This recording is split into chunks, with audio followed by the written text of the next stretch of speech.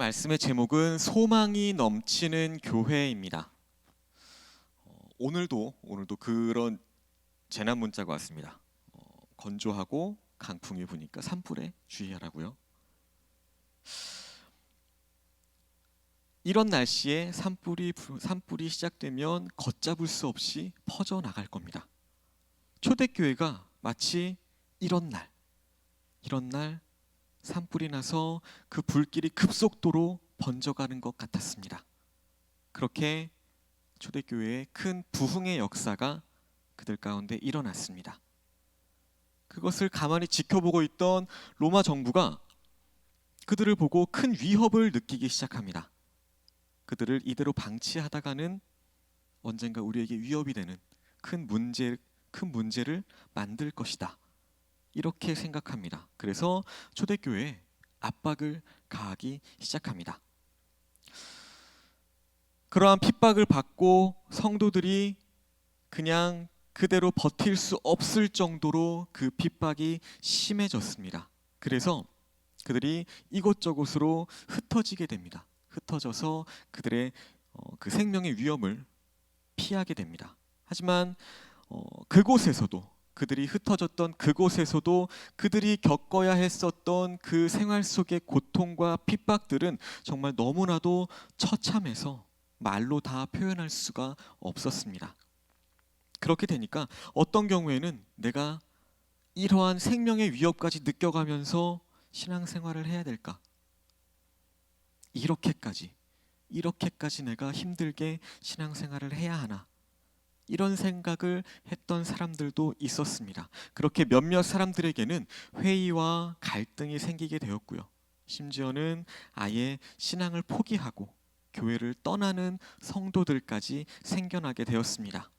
바로 이런 때에 베드로 사도는 이곳저곳에 흩어져서 살고 있던 성도들에게 어떻게 해서든지 그런 어려운 상황 속에서도 낙심하거나 절망하지 말고 항상 소망을 가지고 살자, 이렇게 격려해주고 있는 오늘의 말씀입니다. 그것이 바로 이 베드로전서와 베드로후서의 주된 내용입니다.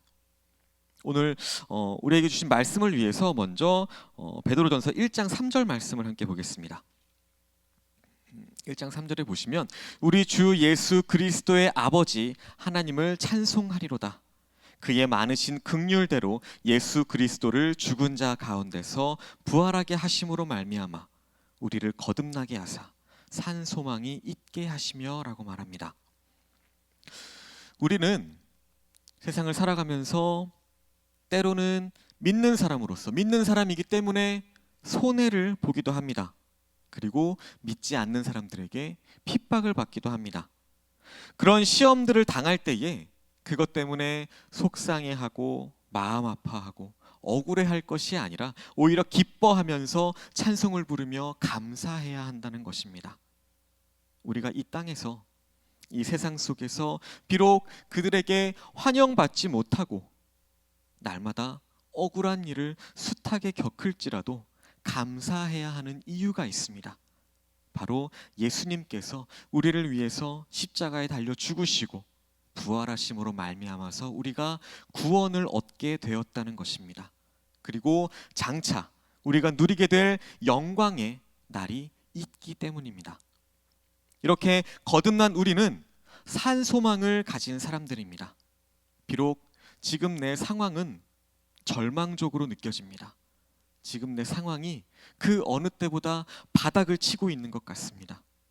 언제 어떻게 내 상황이 좋아지냐고 또 어떻게 나아질지 알 수가 없습니다. 그렇다고 할지라도 세상에 줄 수 없는 평안과 소망을 가지고 살아가는 사람들이 바로 저와 여러분들입니다. 우리는 어떠한 상황이나 어떠한 경우에도 좌절하거나 낙심하지 않습니다. 쉽게 포기하지 않습니다. 오히려 그 상황이 어렵고 힘들수록 우리가 더 고통스러울수록 우리는 더 담대해집니다. 그 이유는 베드로가 말씀하고 있는 그 산 소망이 우리 안에 있기 때문입니다. 우리는 믿음이라는 말, 또 사랑이라는 말 자주 하기도 하고요, 자주 듣기도 합니다.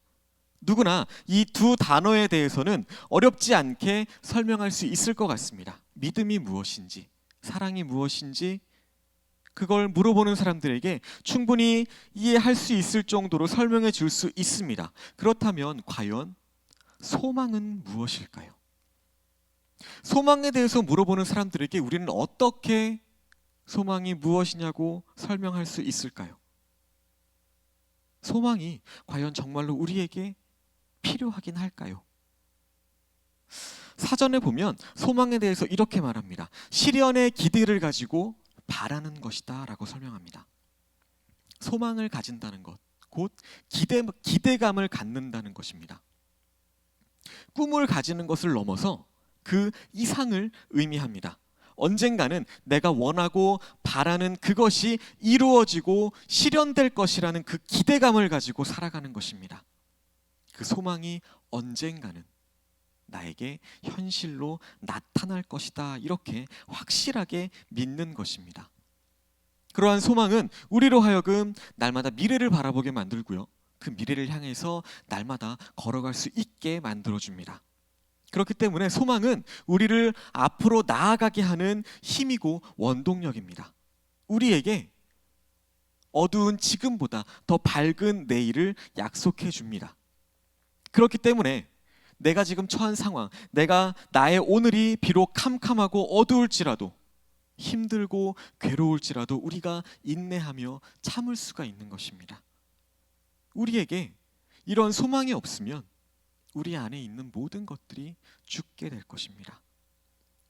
소망이라는 말의 헬라어도 우리나라 말과 거의 비슷한 의미를 가지고 있습니다. 믿을 수 있는 기대라는 뜻입니다. 사람이 음식을 먹지 않고도 몇 주 동안 살 수 있답니다. 또 물을 마시지 않고도 며칠 동안은 살아갈 수 있답니다. 산소가 없어도 몇 분간은 살아갈 수 있습니다. 하지만 우리에게 소망이 없다면 우리가 어떻게 될까요? 어떤 사람이 이런 말을 했다고 합니다. 사람에게서 재물을 빼앗아 보십시오. 그를 방해하는 것이 됩니다. 사람에게서 목적을 빼앗아 보십시오. 속도를 늦추는 것이 됩니다. 그런데 사람에게서 소망을 빼앗아 보십시오. 그를 아주 정지시키는 것이 됩니다. 사람은 재물이 없이도 살아갈 수 있습니다. 목적이 없이도 얼마간은 살아갈 수 있습니다. 하지만 소망이 없으면 우리의 삶을 유지할 수가 없습니다 라고 말했답니다. 잠언 13장 12절에서도 이렇게 말합니다. 소망이 더디 이루어지면 그것이 마음을 상하게 하거니와 소원이 이루어지는 것은 곧 생명나무니라. 소망을 잃어버리면 그것이 우리의 마음을 상하게 한다라고 말합니다. 더글라스 캘리건이라는 사람이 마음이 상한 자라는 주제를 가지고 통계를 냈답니다. 그 대상이 아내가 세상을 떠난 지 6개월도 안 된 4,500여 명의 남자들을 상대로 그 남자들의 사망률을 조사했답니다. 결과가 어떻게 나왔냐면 같은 연령대에 있는 다른 남자들에 비해서 이 아내를 잃은 남자들이 그 사람들의 사망률이 무려 40%가 높게 나왔답니다. 소망이 없으면 살아갈 재미를 느끼지 못합니다. 소망이 없으면 일할 의욕조차 생기지 않습니다. 소망이 없으면 나의 모든 힘이 빠져버립니다.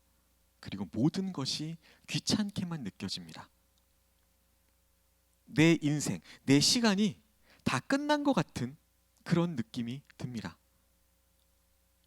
우리 개인도 그렇지만 이것은 교회에도 마찬가지입니다. 어떻게 해야 우리가 교회 안에서 소망이 넘치게 할 수 있을까요? 오늘 우리는 베드로가 쓴 첫 번째 편지를 읽고 있습니다. 베드로 사도는 1세기의 교회에 매우 깊이 관여된 사람입니다. 그렇기 때문에 우리의 삶에 적용할 수 있는 어떤 좋은 지침이 될 수도 있다는 것입니다. 오늘 우리에게 주신 이 말씀 속에서 우리가 발견할 수 있는 5가지 현실적인 지침을 발견할 수 있습니다. 그것들 하나하나가 어쩌면 오늘날 이 교회 안에도 꼭 필요한 것이 될 것입니다. 우리 귀한 삼락교회가 소망이 넘치는 교회가 되기 위해서는 먼저는 교회 안에 올바른 지도력이 있어야 한다는 겁니다.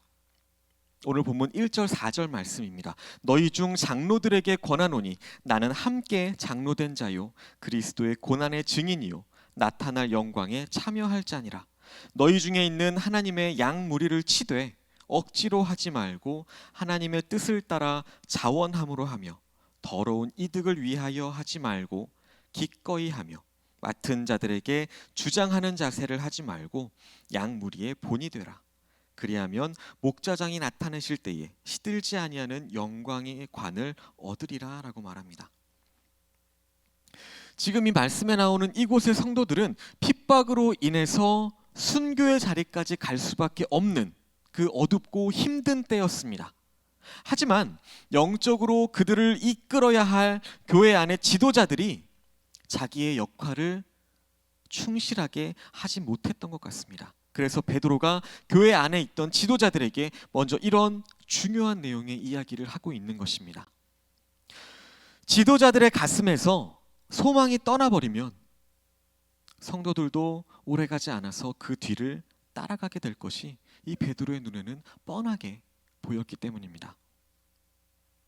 교회의 지도자들에게 하나님의 양무리를 치라 이렇게 강하게 말씀하고 있습니다. 교회 안의 지도자들이 어떤 자세로 살아가야 할까요? 내가 무언가를 맡은 리더라면, 그들을 이끌어가는 지도자라면 어떠한 자세로 우리가 살아가야 할까요? 첫 번째는 억지로가 아니라 마지못해서가 아니라 자원해서 하라고 말씀합니다. 두 번째는 더러운 욕심 때문에 하는 것이 아니라 마음에서부터 우러나와서 하라고 말씀합니다. 세 번째로 주장하는 자세를 취하는 것이 아니라 항상 양무리의 본이 되라라고 말씀합니다. 그래야 마지막 심판대 앞에 설 때에 결코 시들지 않는 영광의 면류관을 얻게 된다라고 분명하게 우리에게 말해줍니다. 인도의 지도자였던 간디가 이런 말을 했답니다. 지도자의 영향력이 얼마나 큽니까? 지도자가 불구덩이로 들어가면 따르는 사람들은 이유도 모르고 함께 불구덩이로 들어갑니다. 지도자의 책임이 얼마나 중요한가, 이것은 굳이 설명할 필요가 없다는 것입니다. 양떼가 번성하기 위해서는, 양떼가 늘 안전하고 잘 먹기 위해서는 목자의 노력과 열정이 중요합니다. 그런데 또 중요한 사실 하나 있습니다. 여기에서 양무리는 하나님의 양무리이지 그 양무리가 목자의 양무리는 아니라는 사실입니다. 그럼에도 그 지도자에 의해서 교회의 분위기가 얼마든지 달라질 수도 있기 때문에 그 지도자 한 사람의 책임, 그 책임이 너무나도 막중하다는 것입니다. 지도자가 먼저 소망을 품어야 합니다. 지도자에게 소망이 없으면, 리더에게 소망이 없으면 따르는 무리들이 불쌍하거나 처량해질 수밖에 없는 겁니다. 그래서 소망이 넘치는 교회가 되기 위해서는 교회 안에 반드시 리더들에게 올바른 지도력이 필요하다는 것입니다. 두 번째로 소망이 넘치는 교회가 되기 위해서는 서로가 겸손해야 합니다. 5절 6절 말씀입니다. 젊은 자들아 이와 같이 장로들에게 순종하고 다 서로 겸손으로 허리를 동이라. 하나님은 교만한 자를 대적하시되 겸손한 자들에게는 은혜를 주시느니라. 그러므로 하나님의 능하신 손 아래에서 겸손하라. 때가 되면 너희를 높이시리라 라고 말합니다. 젊은 세대들을 향해서 기성세대들의 말에 잘 순종해라 라고 권고합니다. 이렇게 세대들 간의 존경과 자유로운 소통이 교회 안에 이루어져야 합니다. 요즘은 또 시대가 굉장히 급변하고 있기 때문에 가족 안에서도 아버지와 아들 사이에서도 대화가 어렵습니다. 심지어 같은 배에서 난 형제 간에도 세대 차이를 느끼는 경우가 있습니다. 지금 우리는 잠시 후가 어떻게 될지, 내일이 어떻게 될지 전혀 우리가 예측하고 알 수 없는 그런 불안한 세상에 살아가고 있습니다. 엄청난 속도로 이 세상이 변해갑니다. 100년 동안 변할 내용들이 지금은 10년, 5년, 1년 안에도 빠르게 변해갑니다. 그래서 더 세대 간의 단절이 굉장히 심각합니다. 소통이 잘 되지 않습니다. 앞으로 또 어떻게 변해갈지 그것에 대해서는 아무도 예상할 수 없습니다. 그래서 베드로는 우리 모두가 똑같은 옷을 입어야 한다라고 말합니다. 우리가 입어야 할, 함께 입어야 할 그 옷이 무엇일까요? 성경을 많이 알라는 걸까요? 기도를 더 많이 하라는 걸까요? 물론 그것도 신앙생활을 하는 우리에게 있어서 반드시 필요하고 중요한 부분입니다. 성경에 대해서 많이 배워야 할까요? 그런 의미는 아닙니다. 부유하게 살아야 할까요? 그런 의미가 아닙니다. 가난하게 살아야 한다, 이런 의미도 아닙니다. 우리가 꼭 입어야 하는 옷, 그것은 그런 의미들이 아니라는 겁니다. 어떤 옷일까요? 바로 겸손의 옷입니다. 겸손으로 우리의 허리를 동일하고 말합니다. 겸손의 반대말은 교만입니다. 하나님께서 이 교만에 대해서 어떻게 말씀하고 계실까요? 6절 말씀입니다. 하나님께서는 교만한 자를 대적하신다라고 말합니다. 베드로는 전쟁에서나 사용할 법한 그런 용어를 사용하고 있습니다. 교만은 하나님의 군대를 불러일으킵니다. 교만은 하나님의 무서운 병기를 불러옵니다. 우리는 성경 곳곳에서 하나님께서 교만을 얼마나 싫어하시는가를 쉽게 찾아볼 수 있습니다. 왜 하나님께서 교만을 싫어하시고 또 미워하실까요? 교회 안에 누군가 교만한 사람이 있게 되면 그 한 사람으로 인해서 그 공동체가 힘들어지기 때문입니다. 예를 들면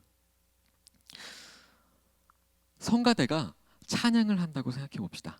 그 찬양이 정말 아름다운 찬양이 되기 위해서는 각 파트를 맡은 그 성가대원들이 그 파트에 맞게, 그 화음에 맞게 악보대로 다른 파트의 소리를 의식하면서 자신의 소리를 내어야 합니다. 그래야 더 멋지고 아름다운 조화스러운 화음이 만들어집니다. 그렇지 않고 몇몇 사람이 자기 마음대로 올라가야 할 부분에 내려간다거나 크게 해야 할 부분에 작아진다거나 그렇게 불러버리면 그로 인해서 아름다워져야 할 그 화음이 완전히 깨져버린다는 것입니다. 우리 귀한 삼락교회는 앞을 향해서 전진하는 교회가 되어야 합니다. 그러기 위해서 우리 모두가 함께 힘써야 할 내용이 있습니다. 그것이 바로 서로가 겸손해져서 나보다 남을 낮게 여기는, 다른 사람을 존중하기를 먼저 하는 겸손한 자세가 우리에게 필요하다는 것입니다. 그렇게 할 때에 하나님께서 저와 여러분들을 더 크게 사용하실 줄로 믿습니다. 바울도 에베소 교회에 보내는 편지에 성도들이 서로 하나가 되기를 호소하면서 이렇게 말합니다. 모든 겸손과 온유로 하고 오래 참음으로 사랑 가운데 서로 용납하고 평안에 매는 줄로 성령의 하나 되게 하신 것을 힘써 지키라라고 했습니다. 우리 교회가 소망이 넘치는 교회가 되려면 우리 한 사람 한 사람이 겸손해져서 서로를 섬기는 아름다운 공동체가 되어야 합니다. 세 번째로 소망이 넘치는 교회가 되기 위해서는 마음속에 있는 그 불안한 요소들을 다 제거해야 합니다. 저와 여러분의 그 마음속에 있는 불안을 없애는 데 있어서 오늘 우리에게 주신 7절 말씀보다 더 적절한 말씀이 있을까요? 7절입니다. 너희 염려를 다 주께 맡기라. 이는 그가 너희를 돌보심이라. 우리 마음속에서 일어나는 모든 염려와 걱정과 근심이 나에게서 소망을 빼앗아가 버립니다. 걱정을 멈추라 그러면 회복된다라는 책이 있답니다. 이 책에 보면 모든 질병들이 우리가 염려하는 것과 직결되어 있다라고 말했답니다. 하나님이 보실 때에도 염려는 우리에게 매우 심각한 문제입니다. 그래서 성경에 보면 염려하지 말라라는 말씀이 셀 수 없이 나옵니다. 이것만 보아도 우리가 걱정하고 염려하는 것이 우리 마음에 얼마나 치명적인 것인지를 우리가 알 수 있습니다. 정신과 의사들은 이렇게 말한답니다. 염려는 어떠한 전염병보다도 전염성이 강하다. 그래서 염려하는 사람들을 만나고 또 그들과 함께 지내다 보면 나도 모르는 사이에 그 염려라는 무서운 병에 전염이 된다고 합니다. 염려는 우리를 파멸시킵니다. 그뿐만 아니라 우리가 살아가는 사회에도 막대한 손해를 끼친다고 합니다. 염려라는 말의 헬라어는 쪼개버린다, 갈라버린다라는 단어와 마음이라는 단어의 합성어입니다. 한마디로 이 염려가 우리 마음을 갈라놓는 것을 의미한다는 겁니다. 염려는 우리의 마음뿐만 아니라 우리의 인격까지도 파괴합니다. 야고보 사도는 그런 사람들을 가리켜서 야고보서 1장 8절에 두 마음을 품어 모든 일에 정함이 없는 자로다라고 합니다. 마음이 갈라진 사람이 하는 일은 항상 흔들리게 됩니다. 그런 사람들은 느끼는 감정까지도 불안합니다. 그들의 생각도 안정되어 있지 않습니다. 그 사람들이 내리는 결정도 확고하지 않고요. 판단력도 정확하지 않습니다. 염려는 우리의 감정을 갈라놓기 때문에 우리의 마음에 안정을 줄 수 없습니다. 염려는 이해력을 갈라놓기 때문에 확신이 없습니다. 염려는 의식하는 능력을 갈라놓기 때문에 관찰력이 부족해집니다. 또한 판단력을 갈라놓기 때문에 우리의 태도가 흐려집니다. 또한 결단력을 갈라놓습니다. 그래서 우리가 목표를 향해서 지속적으로 나아가지 못하게 만듭니다. 결국 이 염려는 우리의 마음을 상하게 합니다. 하는 일마다, 계획하는 일마다 실패하게 만듭니다. 서로를 오해하게 만들고 의심하게 만들고 불행하게 만드는 그런 결정적인 원인이 됩니다. 그렇게 염려는 우리에게 가장 시급한 적입니다. 어떠한 병보다도 무서운 병, 이것이 바로 염려라는 겁니다. 지난 100년 동안에 인구 증가율이 671%랍니다. 그런데 같은 기간 동안 정신질환자 수는 23,328%나 증가했답니다. 인구 증가율의 대략 35배에 달하는 수치입니다. 이 염려는 다시 엄밀하게 말하면 죄라고 말할 수 있습니다. 왜냐하면 성경에 계속해서 하나님께서 염려하지 말아라 라고 말씀하셨기 때문입니다. 그럼에도 우리가 계속해서 염려를 한다면 그것은 하나님의 말씀에 불순종하는 것이 됩니다. 염려는 하나님을 제대로 믿지 못하는 데에서 나타나는 불신의 죄입니다. 오늘 베드로를 통해서 우리에게 주신 말씀이 무엇인가요? 너희 염려를 다 주께 맡겨버려라 라고 말합니다. 우리 마음속에 염려가 생기면 우리 안에 있는 기쁨이나 소망을 잃어버리게 됩니다. 그 잃어버린 가운데 마음에 어떤 것이 들어오냐면 부정적인 것들로 우리 마음속이 가득 차게 됩니다. 그렇게 계속해서 걱정하게 되고 염려하게 되고 결국엔 우리를 아무것도 못하는 사람으로 만들어버립니다. 뿐만 아니라 걱정하거나 염려하는 사람은 모험을 하지 못하게 됩니다. 앞으로 전진할 생각은 하지 않고 새로운 것을 시도할 생각도 하지 않고 오히려 뒤로 물러날 궁리만 하게 됩니다. 적극적으로 공격하는 것이 아니라 소극적으로 방어만 하는 사람으로 만들어버립니다. 염려하는 사람은 하나님이 보시기에 무엇이 옳은가 이것을 생각하기보다 세상적인 기준을 가지고 나를 판단합니다. 그것에 더 관심을 쏟게 만들어버립니다. 그래서 종종 이런 사람들이 있습니다. 만나면 걱정거리만 이야기합니다.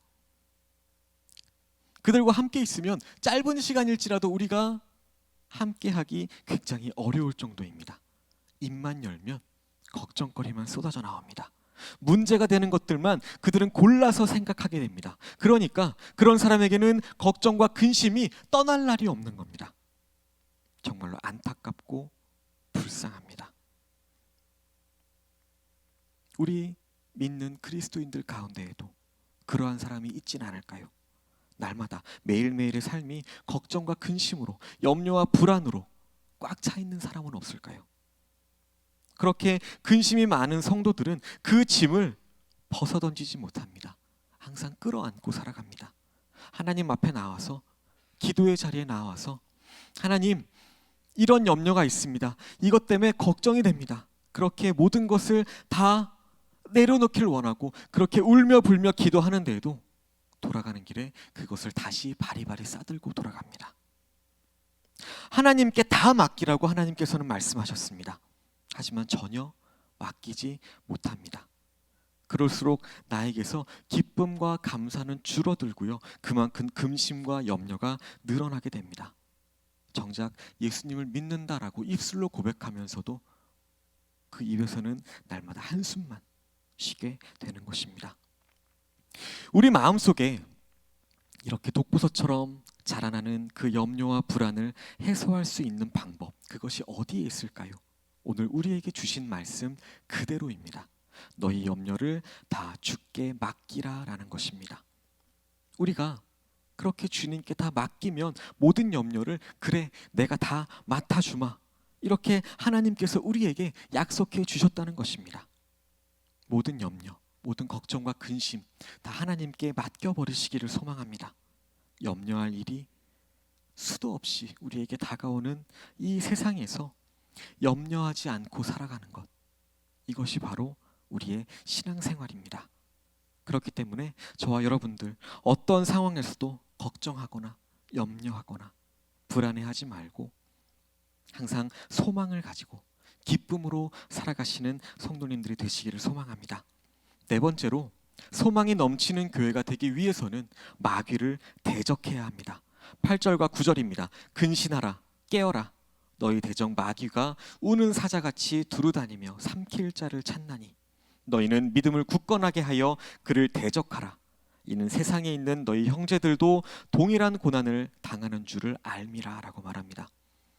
근신하라라는 것은 믿음을 굳세게 해라라는 의미입니다. 깨어라라는 말은 눈을 똑바로 뜨고 정신을 차려라, 이런 의미입니다. 지금 이 순간에도 마귀는 우리를 넘어뜨리기 위해서, 우리를 집어삼키려고 곳곳에서 도사리고 있습니다. 우리는 때때로 마귀를 잘 의식하지 못합니다. 하지만 마귀는 우리를 항상 의식하고 있습니다. 또한 우리의 성향과 성품 또한 너무나도 잘 알고 있습니다. 그렇게 교활한 마귀는 영악하기까지 합니다. 그리고 노련하고 능숙합니다. 마귀는 하나님의 자녀이면 누구나 집어삼키려고, 누구나 넘어뜨리려고 시도합니다. 그렇기 때문에 우리가 한순간이라도 이 세상에서 마귀에 대해서 방심을 하면 안 된다는 것입니다. 우리를 삼키려고 그들은 수단과 방법을 가리지 않고 우리에게 다가옵니다. 밖으로부터의 공격이 먹히지 않는다면 안에서부터 우리를 공략하는 것도 주저하지 않고 실행합니다. 이러한 마귀의 공격에 대해서 우리가 어떻게 반응해야 할까요? 오늘 말씀해 보시면 물리치라, 대적하라, 또 믿음을 굳게 하라라고 말합니다. 마귀를 물리치는 방법, 그것이 무엇일까요? 그것은 마귀의 정체를 드러나게 만드는 것입니다. 마귀는 어둠의 권세자입니다. 빛이 비추어진다면 그 마귀는 도망을 갑니다. 마귀의 역사, 이것은 우리가 덮어만 두지 말고 빛으로 끌어내야 합니다. 우리의 믿음을 굳건하게 해서 그 마귀에 대적해야 합니다. 어떻게 다가올지, 우리에게 어떠한 공격을 할지 우리가 알고 있다면 승리는 반드시 우리에게 주어지게 될 것입니다. 다섯 번째로, 소망이 넘치는 교회가 되기 위해서는 우리가 모든 역경을 딛고 다시 일어서야 합니다. 10절 11절 말씀입니다. 모든 은혜의 하나님 곧 그리스도 안에서 너희를 부르사 자기의 영원한 영광에 들어가게 하시니가 잠깐 고난을 당한 너희를 친히 온전하게 하시며 굳건하게 하시며 강하게 하시며 털을 견고하게 하시리라. 권능이 세세 무궁하도록 그에게 있을지어다. 아멘.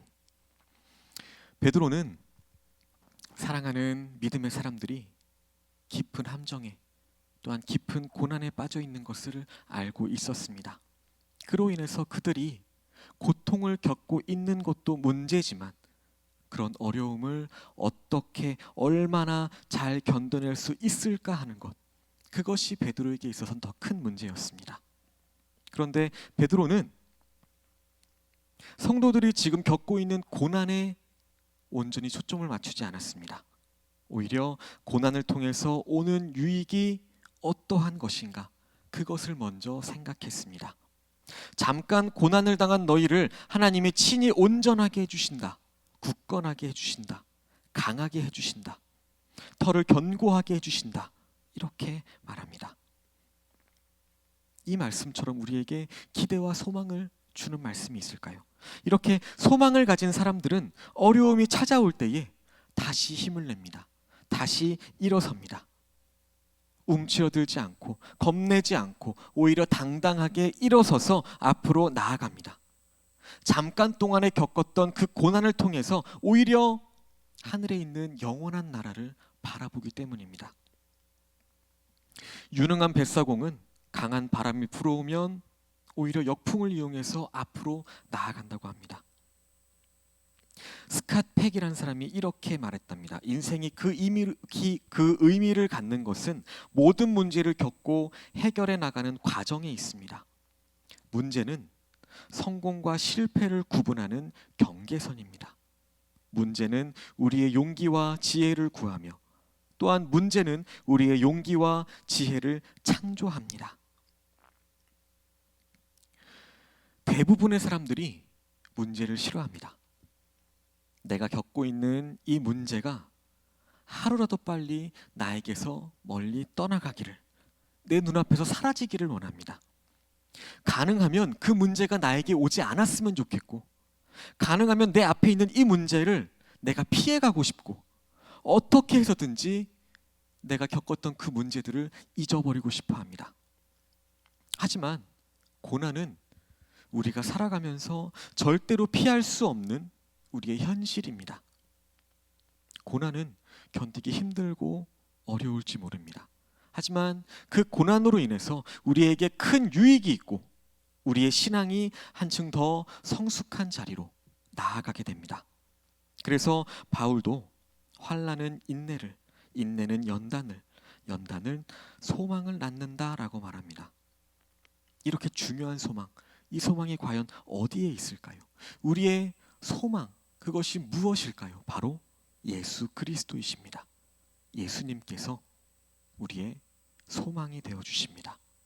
이런 소망이 넘치는 교회, 더 나은 미래를 꿈꾸고 소망하며 우리가 더 멋진 신앙생활을 하며 살아가는, 또 우리 앞에 남겨진 모든 시간 가운데 멋진 삶을, 하나님께 인정받는, 하나님을 기쁘시게 하는 그러한 멋진 삶을 살아가는 그런 저와 여러분들이 되시기를 예수님의 이름으로 소망합니다.